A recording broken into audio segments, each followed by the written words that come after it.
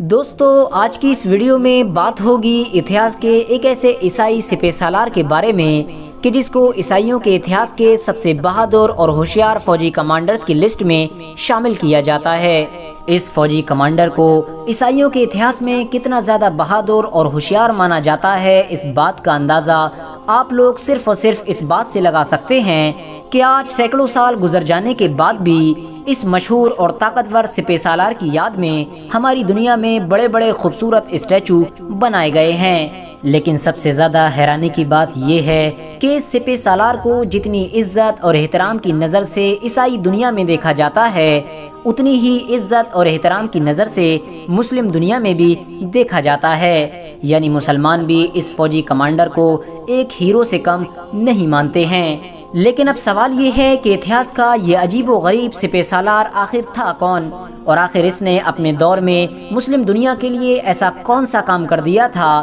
کہ جس کی وجہ سے آج تک مسلم دنیا اس کو ایک ہیرو سے کم نہیں مانتی ہے۔ آخر اس سپہ سالار کے وہ کون سے بڑے کارنامے تھے کہ جن کی وجہ سے آج کے دور میں نہ صرف اس سپہ سالار کے اوپر بہت ساری کتابیں لکھی گئی ہیں، بلکہ ہالی ووڈ کی دنیا میں موویز اور سیریلز بھی بنائے گئے ہیں۔ اور آپ کو جان کر شاید حیرانی ہوگی کہ اس سپہ سالار کو آج کے دور میں پوری دنیا جس نام سے جانتی ہے، وہ نام بھی اس سپہ سالار کو اس کے دور کے مسلمانوں کی طرف سے ہی دیا گیا تھا۔ تو دوستو یہ کہانی ہے آج سے لگ بھگ 1000 سال پرانی، کہ جب اسپین میں مسلمان پوری طرح سے کمزور ہو چکے تھے، جس کی وجہ سے اب اسپین عیسائی اور مسلمانوں کے بیچ آدھا آدھا بٹ چکا تھا، یعنی ایک طرف آدھے اسپین میں مسلمانوں کی کئی چھوٹی چھوٹی سلطنتیں قائم تھیں، تو وہیں دوسری طرف بچے ہوئے آدھے اسپین میں عیسائیوں کی بھی کئی چھوٹی چھوٹی سلطنتیں قائم ہو چکی تھیں۔ اور عیسائیوں کی ان چھوٹی چھوٹی سلطنتوں میں سے ہی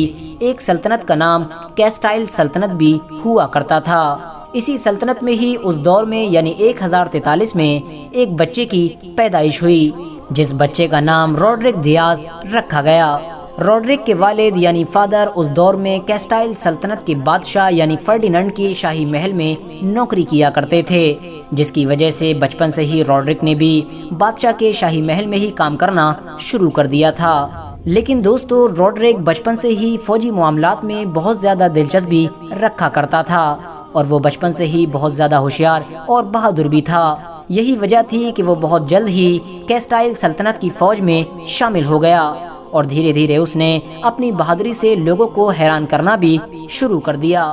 فرڈیننڈ کے دور میں ہی اس نے کیسٹائل سلطنت کی طرف سے کئی جنگوں میں حصہ لے کر ایک اہم کردار ادا کیا تھا، مگر جب کچھ وقت کے بعد فرڈیننڈ کی موت ہو گئی تو اس کے بعد اس کے بیٹے یعنی سانشو کو اس کی گدی پر بٹھا دیا گیا۔ سانشو کے دور میں بھی روڈرک ریاض نے اپنے زبردست مشن کو جاری رکھا، جس کی وجہ سے اب سانشو نے روڈرک ریاض کی بہادری سے خوش ہو کر اسے اپنی فوج کا سپہ سالار بنا دیا۔ اپنی سلطنت کی فوج کا سپہ سالار بننے کے بعد روڈرک نے اپنے اس مشن کو پہلے سے بھی زیادہ تیز کر دیا، اور اس دور میں ایسی بہت ساری عیسائی اور مسلم سلطنتوں کی فوجوں کو ہرایا کہ جو کیسٹائل سلطنت سے دشمنی رکھا کرتی تھیں۔ لیکن دوستو جس جنگ کی کامیابی نے سانشو کی نظر میں روڈرک کی عزت کو سب سے زیادہ بڑھایا تھا، وہ جنگ تھی کہ جو خود سانشو کے بھائی یعنی الفانسو کے خلاف لڑی گئی تھی۔ الفانسو سانشو کا وہ بھائی تھا کہ جس نے اس کے خلاف بغاوت کر دی تھی، اور بغاوت کرنے کے بعد وہ کسی بھی طرح سے سانشو کو تخت سے ہٹا کر سلطنت کی گدی پر خود قبضہ کرنا چاہتا تھا۔ لیکن دوستو روڈرک نے سانشو کے بھائی یعنی الفانسو کو نہ صرف ہرایا بلکہ اس کو قیدی بنا کر سانشو کی خدمت میں بھی پیش کر دیا، جس کی وجہ سے اب الفانسو کو سانشو کے محل میں بہت زیادہ بے عزتی کا سامنا کرنا پڑا۔ مگر دوستو بدقسمتی سے کچھ وقت کے بعد ہی غداروں کی مدد سے زہر دے کر کیسٹائل کے بادشاہ یعنی سانشو کو مروا دیا گیا، اور سانشو کی موت کے بعد وہاں کے رہنے والے لوگوں کو مجبوری میں اس کے چھوٹے بھائی یعنی الفانسو کو اپنا بادشاہ بنانا پڑا۔ الفانسو نے بادشاہ بنتے ہی ایسے سارے لوگوں کو مروانا شروع کر دیا کہ جو کسی دور میں اس کے بھائی یعنی سانشو کے قریب ہوا کرتے تھے، اور ظاہر ہے سانشو کے قریبی لوگوں کی لسٹ میں فوج کے سپہ سالار یعنی روڈرک کا نام بھی موجود تھا۔ لہٰذا الفانسو روڈرک کو مروا تو نہ سکا، لیکن اس کو سپہ سالاری کے پد سے ہٹا دیا گیا، اور اس کی جگہ پر سپہ سالاری کا پد ایک ایسے انسان کو دیا گیا کہ جو اس دور میں روڈرک کا سب سے بڑا دشمن مانا جاتا تھا،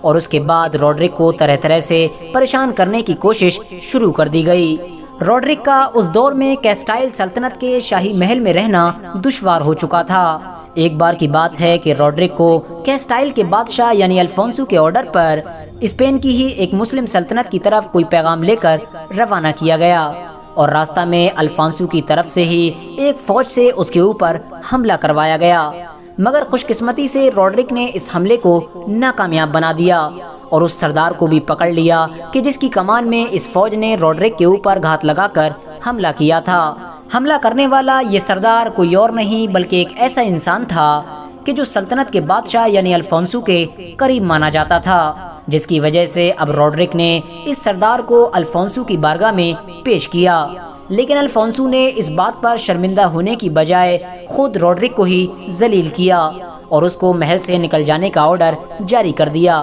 اور اس کے کچھ وقت کے بعد ہی یہ آرڈر بھی جاری کر دیا گیا کہ روڈرک کو ہماری پوری سلطنت سے ہمیشہ ہمیشہ کے لیے باہر نکال دیا جائے اور کبھی بھی کسی بھی صورت میں روڈرک کو اندر آنے کی اجازت نہ دی جائے، جس کی وجہ سے اب روڈرک کو اپنی سلطنت یعنی کیسٹائل کو ہمیشہ ہمیشہ کے لیے چھوڑ کر جانا پڑا۔ کیسٹائل کو چھوڑنے کے بعد اب روڈرک نے پناہ حاصل کرنے کے لیے اسپین کی کئی دوسری عیسائی سلطنتوں سے مدد مانگی اور یہ درخواست کی کہ وہ کسی طرح سے روڈرک کو اپنی سلطنت میں نہ صرف پناہ دیں بلکہ کام کرنے کا بھی موقع دیں، لیکن الفونسو کے ڈر سے کسی بھی عیسائی سلطنت نے روڈرک کو رہنے کی اجازت نہیں دی۔ اس کے بعد آخرکار روڈرک اسپین کی ہی ایک مسلم سلطنت کہ جس کو زاراگوز یا پھر سراگستا کے نام سے جانا جاتا ہے وہاں پہنچا، اور وہاں کے خلیفہ کہ جن کا نام یوسف تھا ان کی خدمت میں یہ عرض کیا کہ کسی بھی طرح سے وہ اس کو اپنی سلطنت میں رہنے کا موقع دیں۔ خلیفہ نے نہ صرف اس کو وہاں رہنے کی اجازت دی بلکہ اس کی بہادری اور ہوشیاری کے قصے سن کر اس کو اپنی فوج کا سپہ سالار بھی بنا ڈالا۔ بس روڈرک کا اس مسلم فوج کا سپہ سالار بننا تھا کہ مانو اس پوری فوج کی قسمت ہی بدل گئی، اور اس فوج نے وہ کر ڈالا کہ جو کبھی کسی نے سوچا بھی نہیں تھا۔ روڈرک نے سراگستا کی فوج کو لیڈ کرتے ہوئے ایک ایک کر کے ایسی ساری سلطنتوں کو ہرانا شروع کر دیا کہ جو اس دور میں اس مسلم سلطنت کی دشمن مانی جاتی تھیں، خاص طور سے ایراگون نام کی وہ سلطنت کہ جس سے ایک لمبے وقت سے وہاں کے مسلمان جوجھ رہے تھے، اس کو بھی روڈرک نے جھکنے پر مجبور کر دیا۔ یہی وجہ تھی کہ اس دور میں روڈرک پوری مسلم دنیا میں بڑی تیزی کے ساتھ مشہور ہونا شروع ہو گیا تھا، اور اس کی ان کامیابیوں کے چرچے بڑی دور دور تک ہونے لگے تھے۔ یہی وجہ تھی کہ اس دور کے بہت سارے مسلم فوجیوں اور بہت سارے مسلم وزیروں نے مل کر روڈرک نام کے اس سپاہی کو نیا نام دیا تھا، ایک ایسا نیا نام کہ جو اتہاس میں ہمیشہ ہمیشہ کے لیے امر ہو گیا، اور آج بھی پوری دنیا اس سپہ سالار کو اس کے اصلی نام کی بجائے اس نام سے ہی یاد کرتی ہے کہ جو اس کو مسلمانوں کی طرف سے دیا گیا تھا، اور وہ نام تھا السید، جس کا مطلب ہوتا ہے ماسٹر یعنی سردار۔ لیکن دوستو بعد میں یہ دھیرے دھیرے انگلش لینگویج کی وجہ سے ایلسڈ میں بدل گیا، اور آج بھی پوری دنیا میں روڈرک کو یا تو ایلسڈ یا پھر السید کے نام سے جانا جاتا ہے۔ مگر دوستو جس دور میں السید نام کا یہ سپہ سالار پوری مسلم دنیا میں اپنی کامیابیوں کے جھنڈے گاڑ رہا تھا، اسی دور میں ہی اس کی پرانی سلطنت یعنی کیسٹائل کا بادشاہ الفونسو بڑی مصیبت کا سامنا کر رہا تھا، کیونکہ اسی دور میں ہی الفونسو کو افریقہ سے اٹھنے والی ایک ایسی تیز آندھی کا سامنا کرنا پڑا تھا کہ جس کے آگے الفونسو پوری طرح سے ٹوٹ گیا تھا، اور اس تیز آندھی کو اتہاس میں یوسف بن تاشفین کے نام سے جانا جاتا ہے۔ یوسف بن تاشفین سے ہارنے کی وجہ سے الفونسو اندرونی طور پر پوری طرح سے ٹوٹ چکا تھا اور بیمار ہو کر اپنے بستر پر پہنچ گیا تھا۔ بستر پر پہنچنے کے بعد الفونسو نے اپنے پرانے وفادار سپہ سالار یعنی روڈرک سے ملنے کی خواہش ظاہر کی۔ اس کے سپاہیوں نے روڈرک تک یہ پیغام پہنچایا، اور روڈرک پیغام ملتے ہی الفونسو سے ملنے آیا، الفونسو نے روڈرک سے یہ درخواست کی کہ وہ کسی بھی طرح سے ہماری فوج کو ایک بار پھر سے جوائن کر لے اور ایک بار پھر سے ہماری فوج کا سپہ سالار بن جائے، لیکن اس بار روڈرک نے الفونسو کی اس درخواست کو پوری طرح سے رد کر دیا اور صاف طور پر کیسٹائل کی فوج کا سپہ سالار بننے سے انکار کر دیا۔ آر ایچ نیٹ ورک کے نالجبل فرینڈز السید نے اپنی زندگی کے آخری دور میں ایک آزاد اور طاقتور سلطنت کی بنیاد بھی رکھی تھی،